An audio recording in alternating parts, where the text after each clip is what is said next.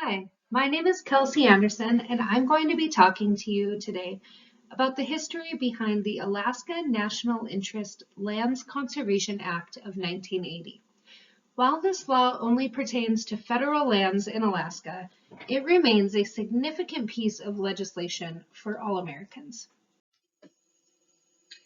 To begin, ANILCA, as it's referred to, was first introduced in 1977 and again in 1979. Titles 1 through 7 lay out the purposes and conservation system units. Title 8 regards subsistence management and use. Title 9 is about implementation of the Alaska Native Claims Settlement Act and Alaska Statehood Act. Title 10 is in reference to the federal North Slope land studies, oil and gas leasing programs, and mineral assessments. Title 11 is about transportation and access. Title 12 regards federal and state collaboration, and Title 13 is about administrative provisions. So what that all actually looks like is that through ANILCA, 104 million acres were placed in conservation system units, and 57 million acres were placed in wilderness designations. This created 10 new national parks, as well as extended 3 existing ones. It established new wildlife refuges, wilderness areas, wild and scenic rivers, things like that. Made 95% of all the known oil and gas reserves available for exploration and extraction in the state. And it also outlined special provisions for access on federal lands, including navigable waters and use of snow machines and motorboats and airplanes, which otherwise would not be used in places like designated wilderness. However, access here is still a very hotly debated issue for Alaskans, which I'm sure will be covered in the law review of ANILCA. ANILCA also withdrew lands and resources from future state selections for the remaining entitlement lands, which we'll go into in a later slide.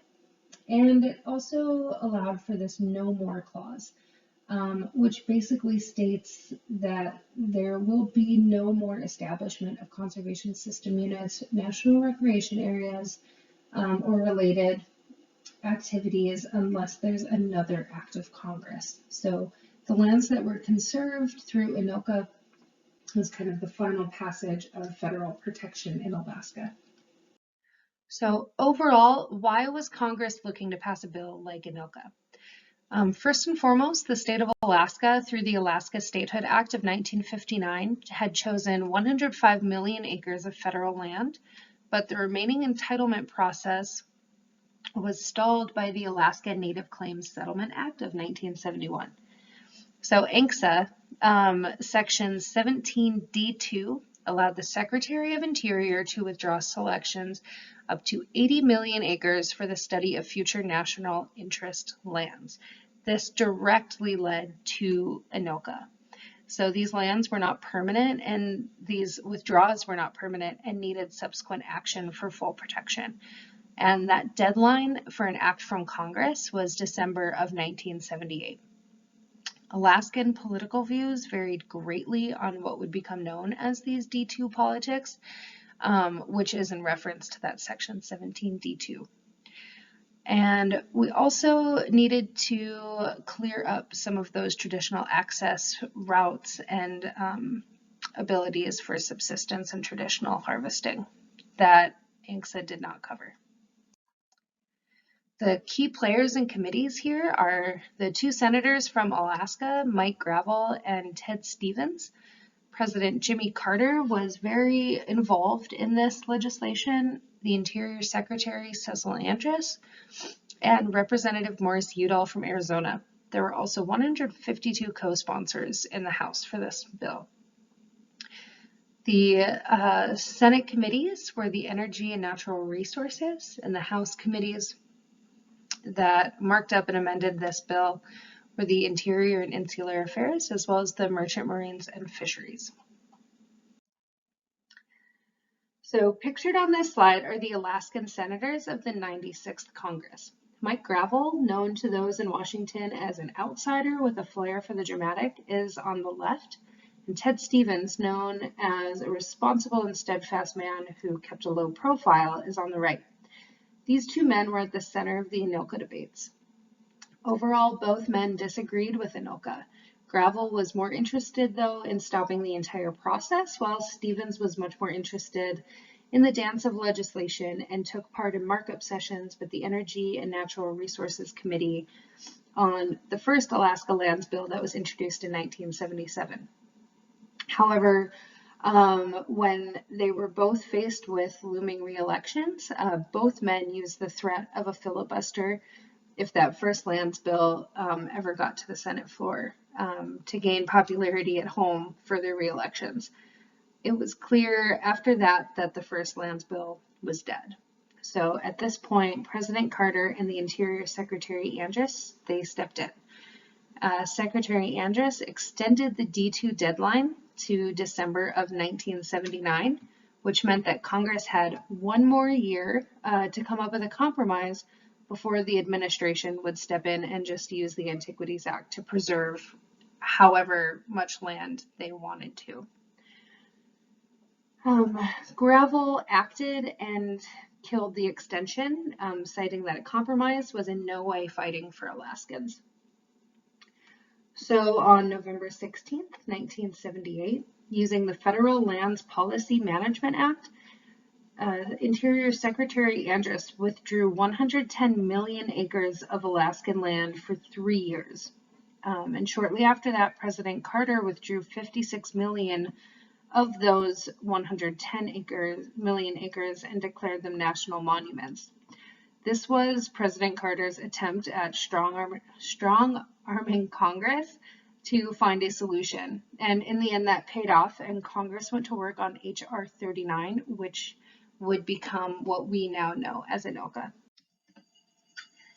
So January 15th, 1979, Representative Morris Udall introduced the bill to the House of Representatives. Both the Committee on Interior and Insular Affairs, as well as the Merchant Marine and Fisheries, amended that version of the bill, and the House passed with both amendments May 16th, 1979, with 360 to 65 votes.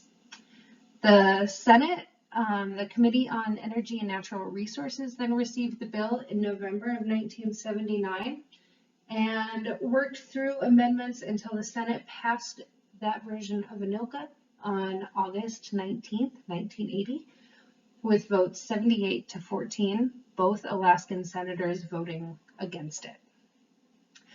The House agreed to the Senate amendments on November 12, 1980, and President Carter swiftly signed the bill into law one day after it landed on his desk on December 2nd, 1980. So, as you can tell, the Alaska National Interest Lands Conservation Act is a uniquely Alaskan legislation. It is the only federal lands law that applies to all federal lands within a state's borders. It's also the only law that creates exceptions to federal land laws in a single state. 88% of Alaska is federally owned, but the state of Alaska owns more than any other state, which at this point is about 102 million acres.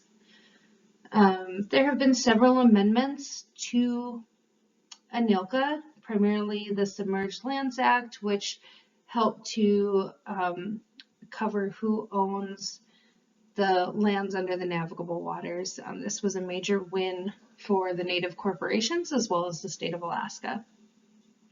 And to end, I just wanted to use a quote from the U.S. Supreme Court Chief Justice John Roberts in a court decision that is also seen as a major win in Alaska for states' rights and accessing public land, Sturgeon v. Frost. He says, ANILCA repeatedly recognizes that Alaska is different, and ANILCA itself accordingly carves out numerous exceptions to the Park Service's general authority over federally managed preservation areas. Those Alaska-specific provisions reflect the simple truth that Alaska is often the exception, not the rule. Thank you for listening.